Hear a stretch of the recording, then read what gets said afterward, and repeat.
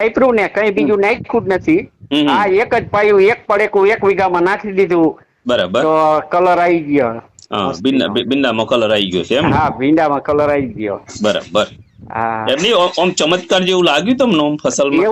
એવું તો લાગ્યું. આ ફસલમાં એટલું હું એમ કઉ છું ઘણી વખત ખેડૂતને કે ભાઈ તમે ફસલ વાપરો એટલે તમારા ખેતરમાં ચમત્કાર જોવા મળે.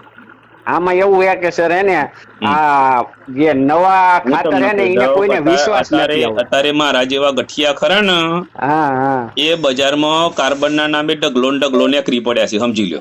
હા, બરોબર છે. હા, હું છું પટેલ, સમજી લો.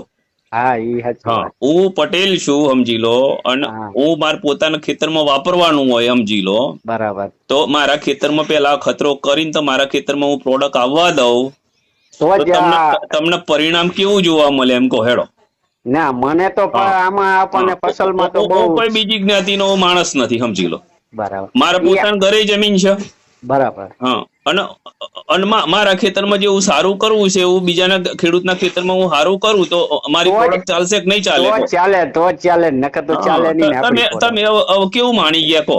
ના, બહુ સારું રિઝલ્ટ આવી ગયું, મને તો ગમ્યું.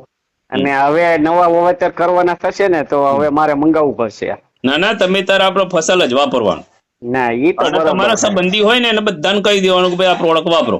મેં આ એક ભાઈને કીધું, પણ હવે કેવો રે. કેટલા દી થયા બિંદામાં વાપરે? 4-5 દી થઈ ગયા. હા, તો 5 દી માં તો રિઝલ્ટ તમને બતાવવા મળ્યું હવે એને. એનો રૂઆબ બદલાઈ ગયો ને બિંદાનો? હા, એનો કલર આવતો જાય છે. હા, બદલાઈ ગયો ને. તમને લાગ્યું ને કે કઈ કોમ નાખ્યું હોય એવું ચમત્કાર? હા, એવું તો દેખાય જ ને. ખાતર કેમ આપણે નાખ્યું હોય એવું. એનું નામ જ ફસલ છે, સમજી લો. હા, ઈ સાચી વાત છે. હા, અને એક આ